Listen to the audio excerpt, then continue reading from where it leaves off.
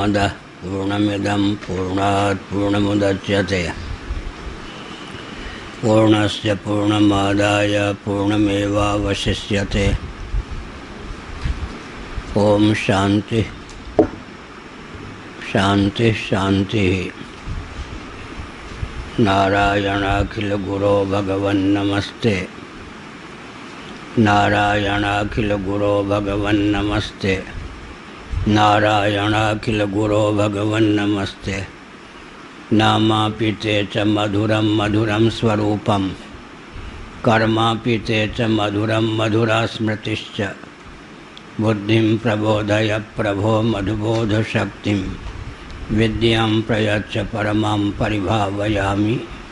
नारायणाखिल गुरो भगवन् नमस्ते। आत्मैव जगतस्तत्त्वं न तु तत् अतिरिक्तं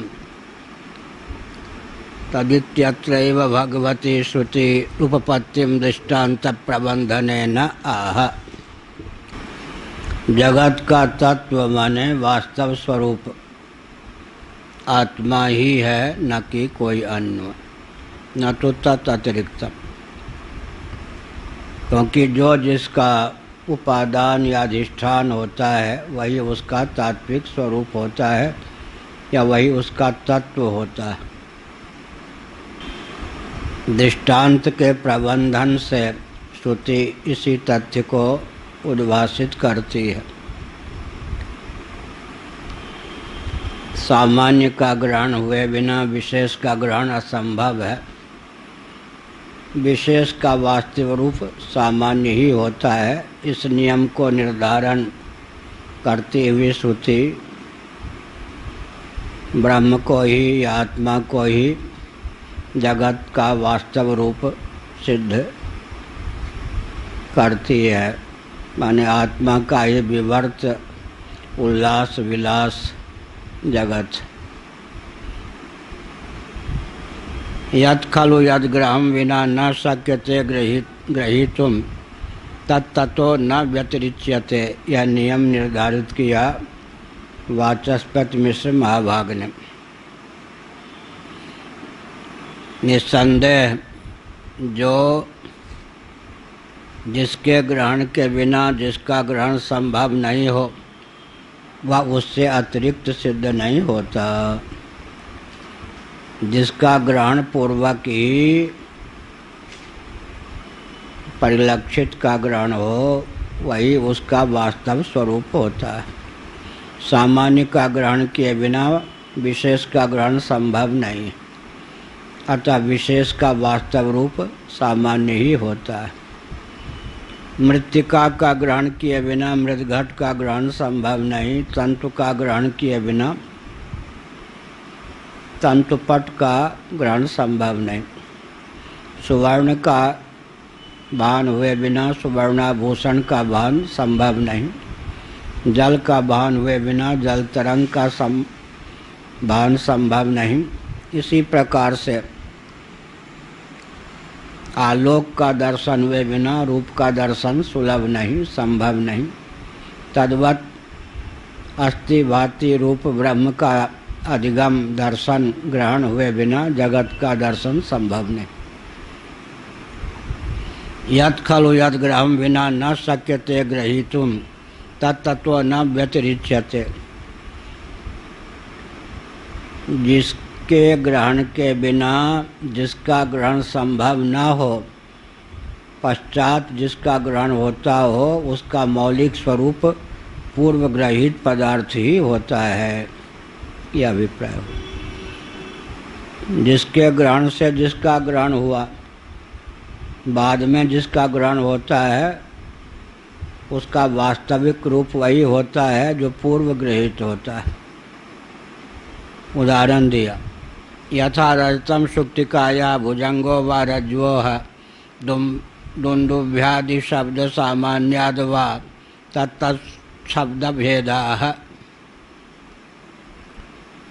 रजतम शुक्तिकाया भुजंगो व रज्जो।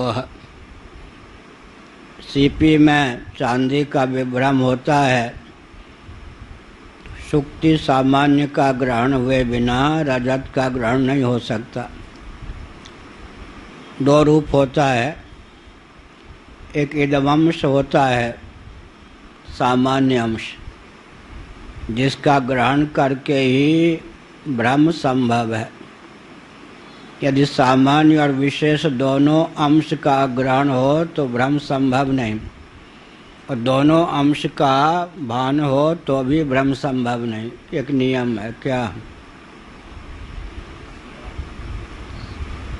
वस्तु का दो रूप होता है, एक सामान्य और विशेष। दोनों रूप का ग्रहण हो गया तो ब्रह्म संभव नहीं, दोनों रूपों का ग्रहण ही हुआ तो ब्रह्म संभव नहीं। तो किसी अंश में गृहीत, किसी अंश में अग्रहीत होने पर ब्रह्म की सिद्धि होती है। इसका अर्थ है सामान्य अंश विदित होता है, स्फुरित होता है, और विशेष अंश तिरोहित होता है, तब ब्रह्म की सिद्धि होती है। जैसे सुक्तिका निष्ठ, सुक्तिका माने सीपी, सुक्तिका निष्ठ जो इदमंश है उसका ग्रहण होता है, क्योंकि यह सीपी ना होकर यह चांदी है। इसमें यह क्या हुआ? यह चांदी है, या जो कहते हैं उसमें क्या हुआ? यह क्या है? सुक्तिकानिष्ठ यह की अनुगति। सीपी में जो इदमंश है उसी का ब्रह्म दशा में ग्रहण हो रहा है। तो इदमंश का स्फुरन हुए बिना ब्रह्म की सिद्धि नहीं होगी। सामान्यंश, इदमंश माने सामान्यंश का ग्रहण हुए बिना ब्रह्म की सिद्धि नहीं होती। और जिसका ग्रहण होने पर ब्रह्म का निवारण हो जाए वो विशेष अंश है, अधिष्ठानात्मक अंश है। सीपी का ग्रहण होने पर फिर रजत का बाध हो जाता है, रज्जु का ग्रहण होने पर फिर सर्प का बाध हो जाता है। लेकिन रज्जुनिष्ठ जो सामान्यंश होता है वो सर्प की प्रतीति काल में भी विद्यमान रहता है। रस्सी का जो इदमंश है वही सर्प का इदमंश होकर रह जाता है। इदमंश का स्फुरन ब्रह्मदशा में भी होता, सामान्य अंश का, विशेष अंश का स्फुरन नहीं रहता। दोनों का स्फुरन हो तब ब्रह्म नहीं, दोनों का स्फुरन हो तो ब्रह्म नहीं। किसमें? काहित तो दिया ना, जिसके विज्ञान से आरोपित का बाद हो जाता है वो विशेष अंश। नायम सर्पो रज्जुरियम, क्या? नायम सर्पो रज्जुरियम, तो रस्सी का अधिगम होने पर सर्प ब्रह्म निवृत्त हो जाएगा, सर्प का ज्ञान भी निवृत्त हो जाएगा। जिसके विज्ञान से प्रतीयमान वस्तु का अज्ञान सहित विलोप हो जाता है, बाध हो जाता है, उसका नाम है विशेष अंश। और जिसके बिना ब्रह्म की सिद्धि ही नहीं हो सकती है उसका नाम है सामान्य अंश। सामान्य और विशेष दोनों अविदित हों तो भ्रम नहीं होगा, और दोनों विदित हों तब भ्रम नहीं होगा। यह नियम। यथा रजतम सुक्तिकाया भुजंगो व रज्वो है। रस्सी में सर्प का विभ्रम होता है, सीपी में चांदी का विभ्रम होता है। तो रज्जु का ग्रहण, रज्जु के इदमंश का ग्रहण यहाँ पर मानना चाहिए, क्योंकि वह भ्रम हो जाएगा। तो वो जो पंक्ति है ना, यद खलु यद ग्रहम बिना न शक्य थे, इसमें भ्रम हो सकता है कि पूरा ग्रहण हुए बिना सामान्यंश का, सामान्य, जिसके सामान्यंश का ग्रहण किए बिना कल्पित वस्तु की प्रतीति ही संभव नहीं है, कल्पित वस्तु का ग्रहण ही संभव नहीं है, वही उसका वास्तव रूप है। लेकिन यहाँ अपनी ओर से कहना चाहिए समग्र ग्रहण होगा तब तो कल्पित में मिथ्या बुद्धि बन जाएगी, जिसको हम देख रहे हो तो कल्पित मिथ्या बुद्धि बनेगी। इसलिए सामान्य अंश का अधिगम होता है, विशेष अंश तिरोहित होता है, तब जाकर क्या होता है? ब्रह्म की सिद्धि होती है। लेकिन सामान्य अंश का ग्रहण हुए बिना भी ब्रह्म की सिद्धि हो ही नहीं सकती। यद खलु यद ग्रहम बिना न शक्यते ग्रहीतुम तत्तदो न व्यतिरिच्यते, वह उससे भिन्न नहीं होता। यथा रजतम सुक्तिकाया भुजंगो व रज्वो है। यह भुजंग का वास्तविक रूप रस्सी या रस्सी का ग्रहण हुए बिना, रस्सी का ग्रहण हुए बिना सर्प का ग्रहण हो ही नहीं सकता। लेकिन ऐसा कहने पर होगा रस्सी का ग्रहण ही हो गया तो सर्प का ग्रहण क्या होगा।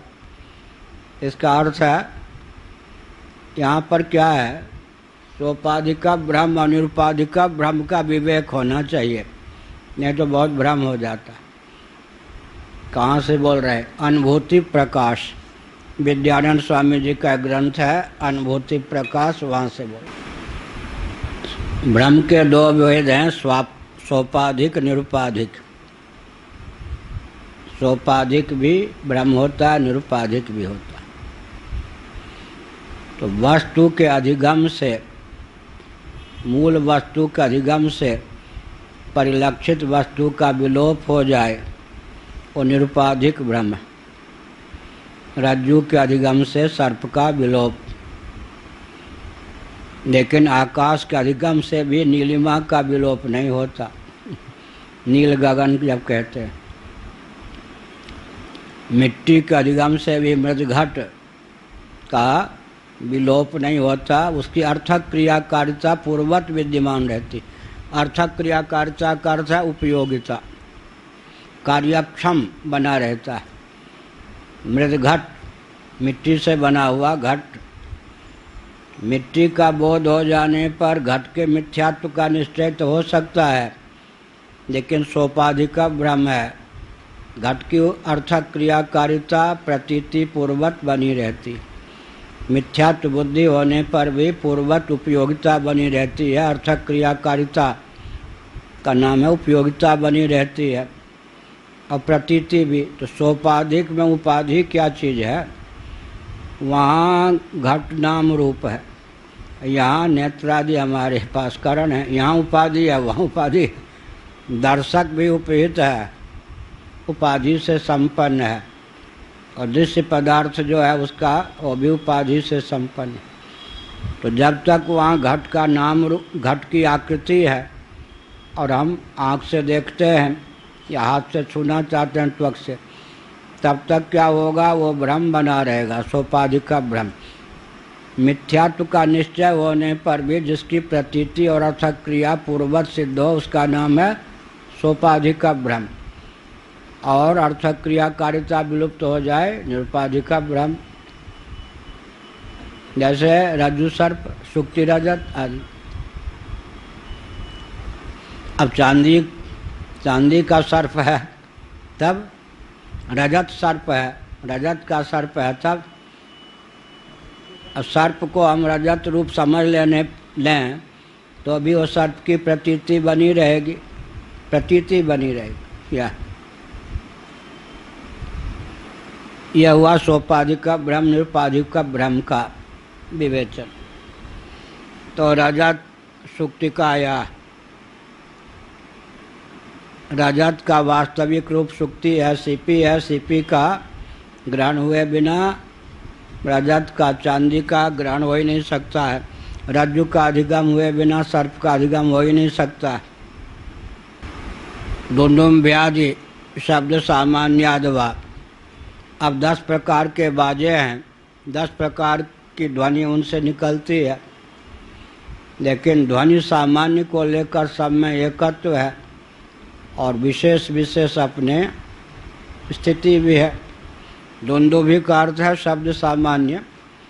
अब शंख ध्वनि अलग, नगारे की ध्वनि अलग, हारमोनियम बजाने से ध्वनि अलग, ऐसे 50 प्रकार के। जैसे आकाश गत जो शब्द है वो प्रतिध्वनि के रूप में प्रतीत होगा। वायुगत जो शब्द है वो बीसी लंदन बीसी के रूप में प्रतीत होगा। और भुग भुग के रूप में तेजोनिष्ठ जो शब्द है उसका अधिगम होगा। और जलनिष्ठ जो शब्द है बुलबुल। और कटकट पत्थर आदि पर बजाते हैं कटकट। अब क्या हुआ, शब्द सामान्य, ध्वनि सामान्य तो सब जगह एक, विशेषता सब में आरोपित है, अलग अलग है। वहाँ प्रतिध्वनि रूप में है, यहाँ बीसी के रूप में है, यहाँ भुक भुक के रूप में है, यहाँ बुलबुल के रूप में है, यहाँ कट कट के रूप में है, ऐसा। लेकिन शब्द सामान्य, वृक्ष सामान्य, फिर उसमें कहेंगे आम अमरूद, आम में भी कहेंगे अमुक ढंग का आम, अमुक आम, मालदा, ये सब। यही का द्वंद्व व्याधि शब्द सामान्य अथवा तत्त शब्द भेदा, उसमें भी हो जाता है सारे गम पौधा नी,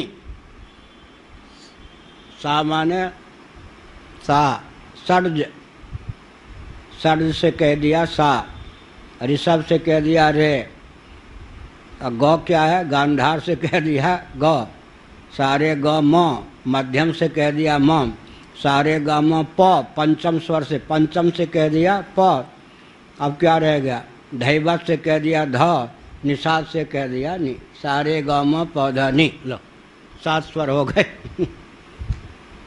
सा ऋषभ मूर्धन्य, ऋषभ और री, ये री से सारे ग म कहते हैं ना, षड्ज, षड्ज, षड्ज मूर्धन्य सा, षड्ज, षड्ज एक ध्वनि है, उसे सा कह दिया। अरे ऋषभ से रे, और गौ, गौ गांधर्व, गंधर्व से गौ ले लिया, सारे ग म प, पंचम स्वर, पंचम से प ले लिया, मध्यम से म ले लिया, धैवत से ध ले लिया, निषाद से नी ले लिया, सारे ग म प ध नि, 7 स्वर हो गए। अब ये स्वर में विशेषता, स्वर के प्रभेद तो हो गए, लेकिन स्वर सामान्य एक। न गृहते चिद रूप ग्रहणम बिना स्थिति काले नाम रूपाणी, ये जो नाम रूप है इस स्थिति काल में भी चित्त सामान्य का ग्रहण किए बिना ग्रहित नहीं हो सकते। इनका ग्रहण चित्त सामान्य का ग्रहण पूर्वक ही होता है। ये आरोपित है, आरोपित का ग्रहण, जिसमें आरोपित है उस सामान्य का ग्रहण हुए बिना हो ही नहीं सकता। इसका मतलब इस सबसे क्या लाभ होता है? ये जो रोना होता है, भगवान का दर्शन नहीं हुआ, ये रोना रहेगा प्यार क्या?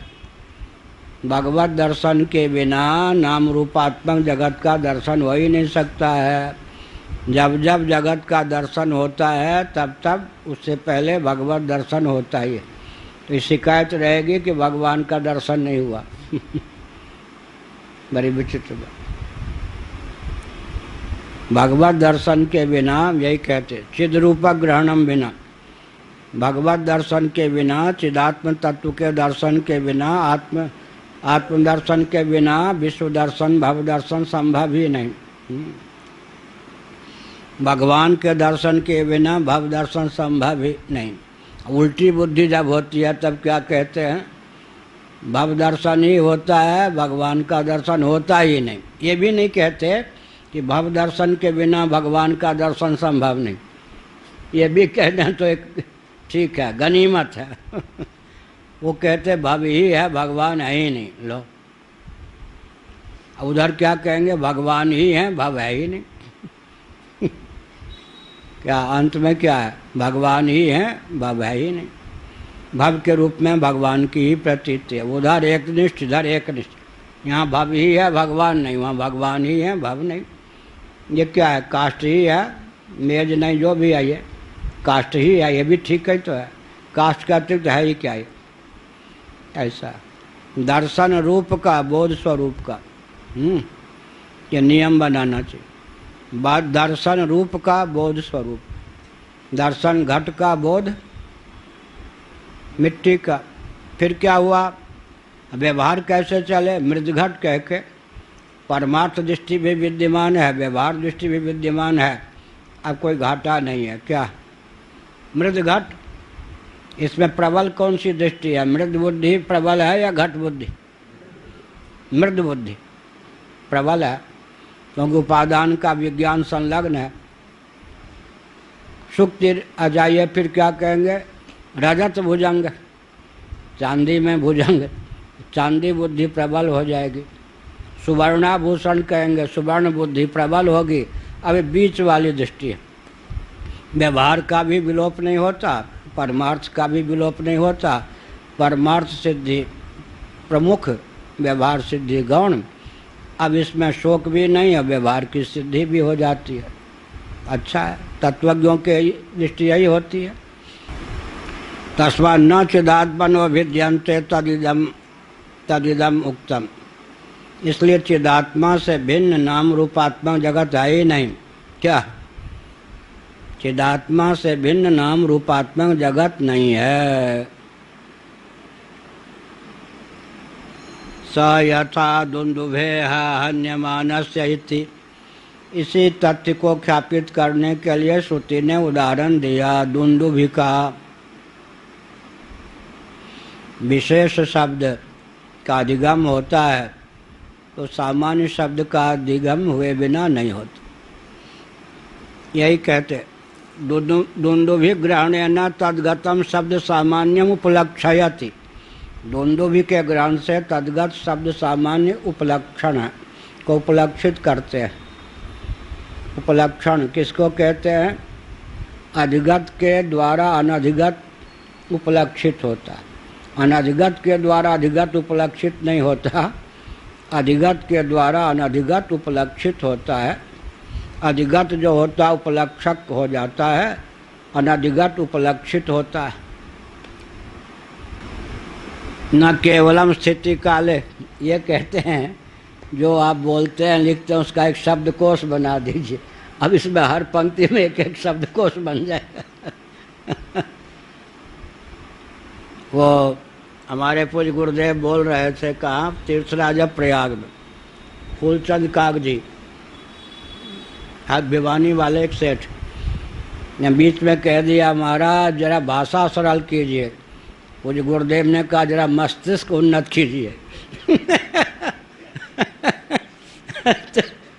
फूलचंद कागजी ने हमको बताया कि देखिए आपके गुरुजी से हमने कहा भाषा सरल कीजिए, हम लोग समझ नहीं पा रहे। उन्होंने कहा कि स्तर मस्तिष्क का ऊंचा कीजिए, हम सरल।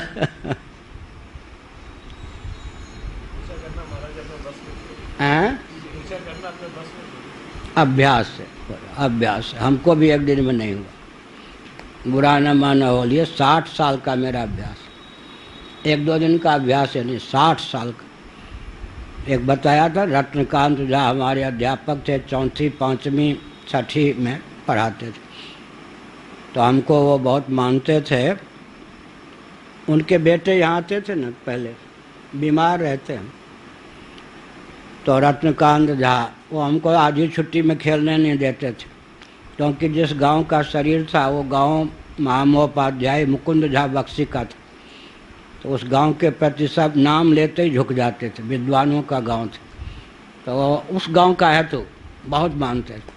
आधी छुट्टी में खेलने नहीं दी तो क्या करते थे, मिडिल स्कूल की पुस्तकालय से कोई पुस्तक ले लेते या हमारी पाठ्य पुस्तक, एक पैरा पढ़ा के कहते कि 2 पंक्ति में इसका सारांश लिख के ला, यहाँ ही बता मेरे सामने।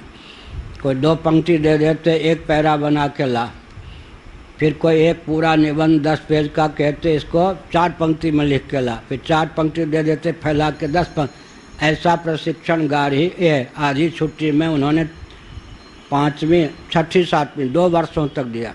4थी में नहीं, 5वीं 6ठी 2 या 6ठी 7वीं जो कुछ 2 वर्षों तक दिया। उसी से फिर नींव पड़ गई। अब आप 1000 पेज का ग्रंथ दे दीजिए तो 2 शब्द में भी सारांश निकाल सकते हैं, 2 शब्द दे दीजिए 1000 पेज में भी उसको फैला कर लिख सकते हैं। तो यह अभ्यास हमारा 60 वर्षों का होगा, कम से कम 60-62 वर्षों का है। अभी हमारा जो अभ्यास है दूसरों के लिए सरदर्द हो जाता है, हम समझते हैं, लेकिन इस अभ्यास को हम छोड़ दें तो गुण विहीनता हुई ना। जिसको 60 साल से पाल के रखा है उसको कैसे छोड़ेंगे।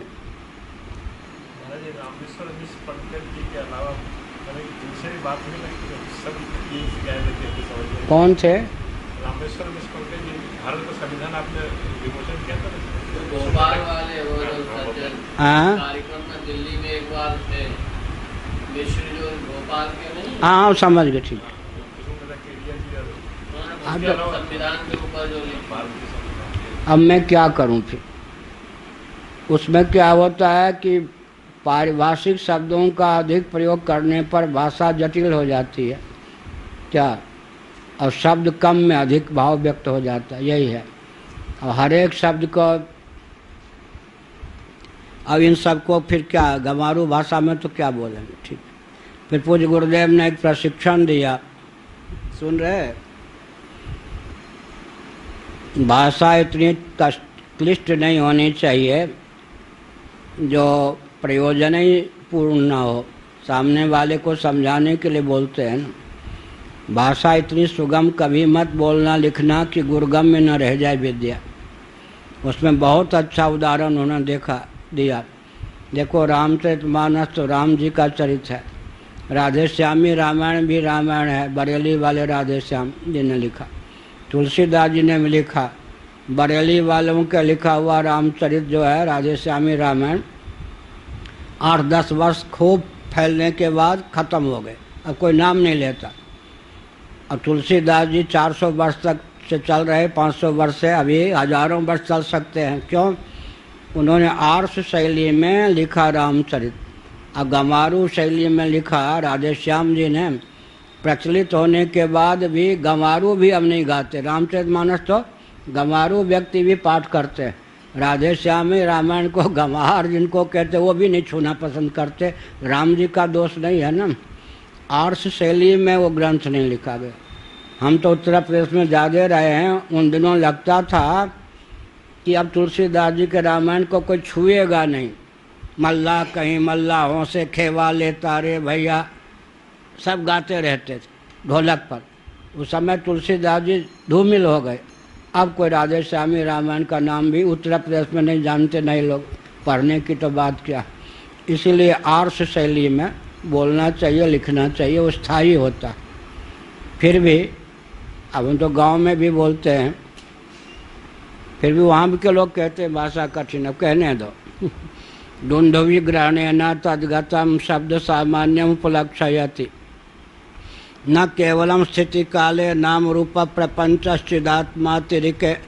चिदात्मातिरेकेण अग्रहणात् चिदात्मनो न व्यभिचरत् व्यतिरिच्यतेऽपि तो अपितु नाम रूपोत्पत्तेः प्रागपि चिद्रूपावस्थानात् तदुपादानत्वाच्च नाम रूप प्रपंचस्य तत् अनतिरेक रज्जुपादानस्यैव भुजंगस्य रज्जोरनतिरेक इत्येतद् दृष्टान्तेन साधयति भगवती श्रुति ही।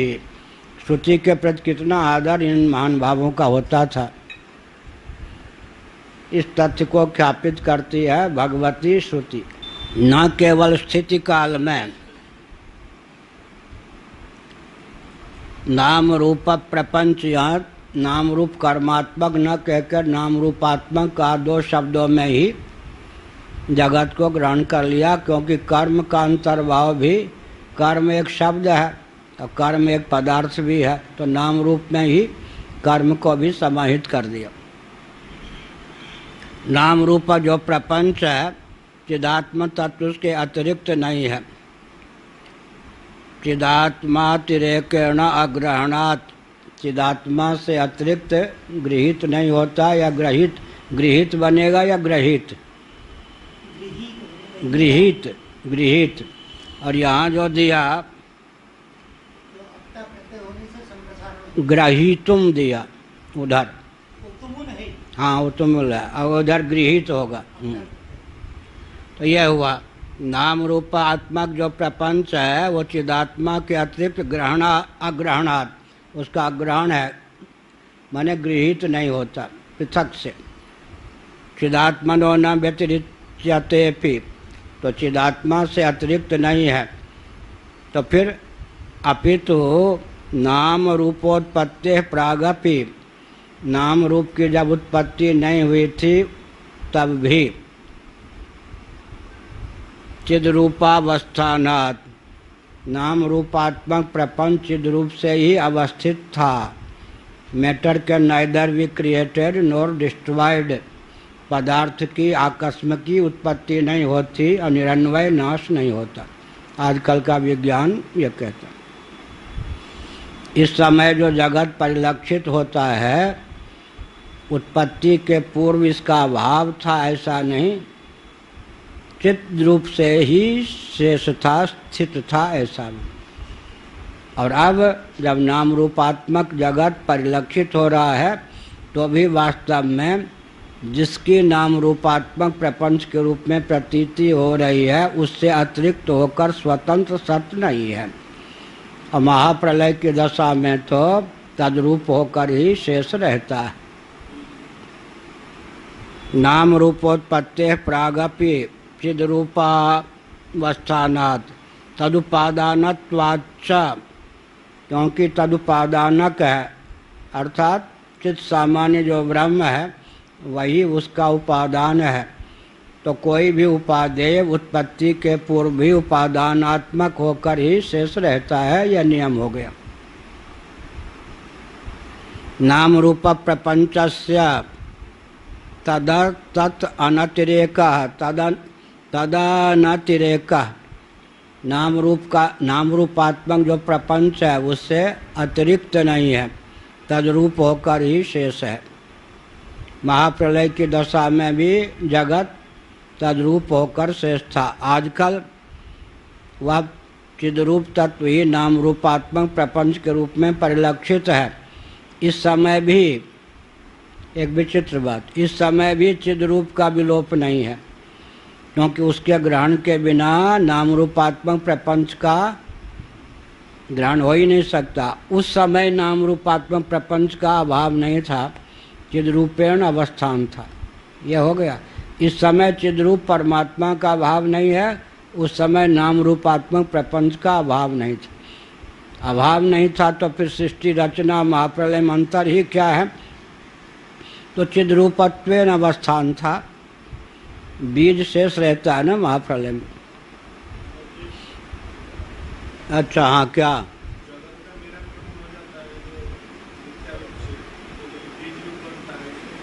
क्या कहते हैं? जगत को जो मिथ्या रूप से निराकरण कर दिया जाता है, फिर बीज रूप जो बनता है इसमें कैसा? क्या बीज रूप रह गया? फिर बीज रूप क्या रहेगा? अज्ञान या क्या? बीज उसका क्या है? माने रज्जु सर्प का बीज क्या है?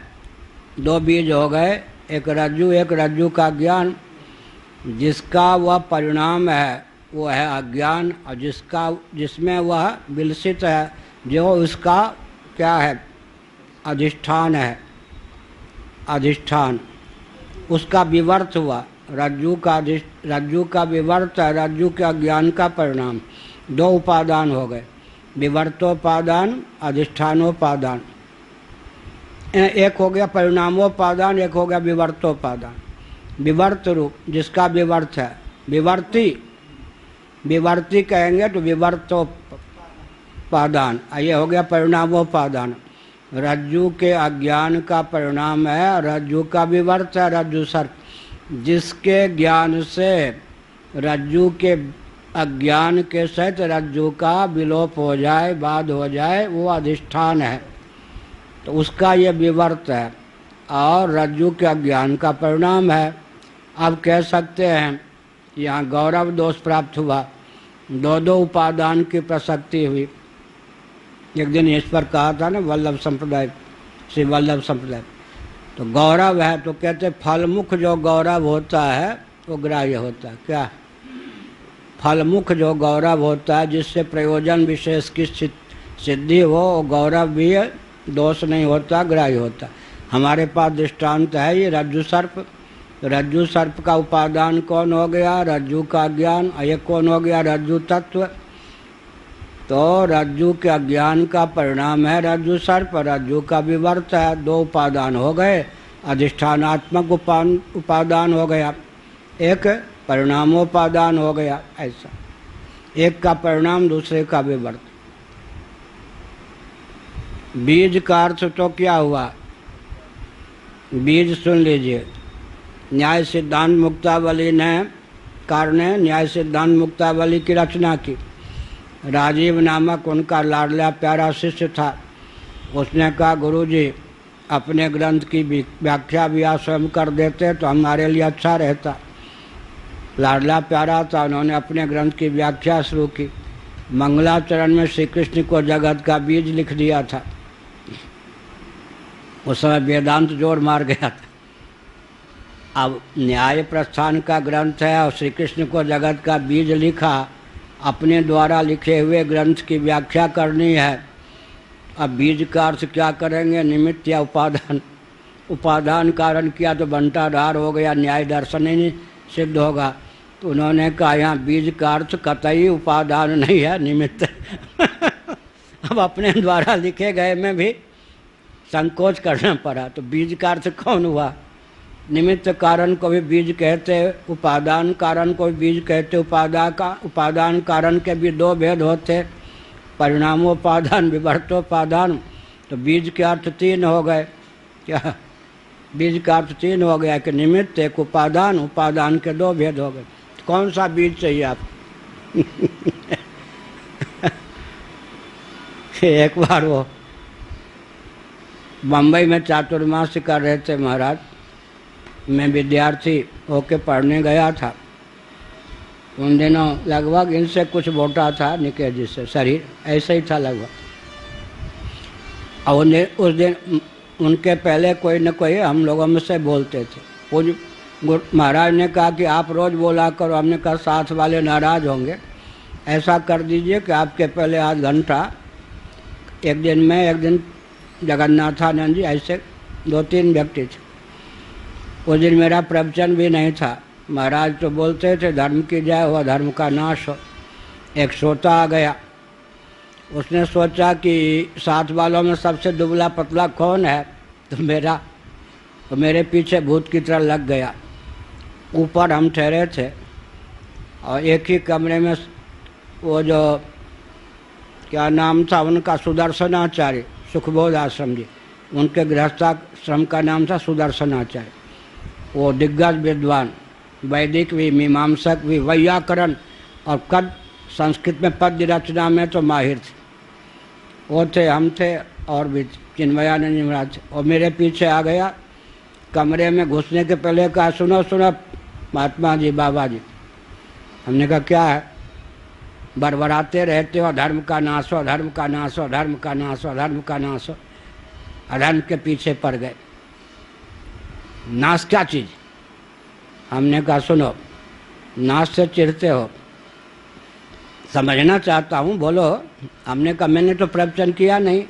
जिन्होंने क्या पिटाई खानी है क्या, गाली सुननी है क्या? महाराज तो गाली देंगे, मारे पीटेंगे, इसलिए तुमसे पूछ रहे, तुम दुबले पतले हो, ठीक है। तो हमने कहा चारवाक दर्शन के अनुसार तुम्हें नाश का अर्थ बताऊँ, या बौद्ध दर्शन के अनुसार, या जैन दर्शन के अनुसार, या वैशेषिक दर्शन के अनुसार, या न्याय दर्शन के अनुसार, या योग दर्शन के अनुसार, या सांख्य दर्शन के अनुसार, या वेदांतियों के अनुसार, या वैष्णवों के अनुसार? अरे राम, इतने होते हैं। हमने कहा इतने प्रकार से नाश का अर्थ बता सकता हूँ। अच्छा। तो मैं, ऐसा है कि मैं जरा रजनीश का ग्रंथ पढ़ता हूँ, बुरा मत मानिए, मैं नास्तिक नहीं हूँ, नरवर से मैंने मध्यमा पास किया। हमने कहा अच्छा। भूत उतर गया? हाँ उतर गया। रजनीश को धर्म अधर्म का नाश हो से बहुत चिढ़ था, अधर्म के बिना रह नहीं सकता था। आजकल पार्लियामेंट में सत्यमेव जयति या सत्यमेव जयते तो लिखा है, नानृतम नहीं लिखा है, क्योंकि वहाँ झूठ बोले बिना काम नहीं चलता। तो फिर कहा कि आप बुरा मत मानिए, हमको अपना शिष्य समझ लीजिए। हमने कहा तुम्हारे गुरु जी, बांकेलाल जी का नाम लिया शायद। हमने कहा उनके गुरु जी भी बैठे हैं, चलो तुम्हारी खिंचाई करवा दो। बांकेलाल जी को पढ़ाने वाले वही सुदर्शनाचार्य जी के पास में ले गया। हमने कहा आपका शिष्य का शिष्य क्या बोलता है? उन्होंने और खिंचाई कर दी। तो बीज का अर्थ क्या हुआ? निमित्त भी, उपादान भी। उपादान भी दो प्रकार का। अब बीज का अर्थ संयोगवादियों के यहाँ संयोग होता है, आरंभवादियों के यहाँ पर परमाणु होते हैं, विवर्तवादियों के यहाँ उपादान या अधिष्ठान होता है। तो बीज के अर्थ भी प्रसंगानुसार बहुत होते हैं।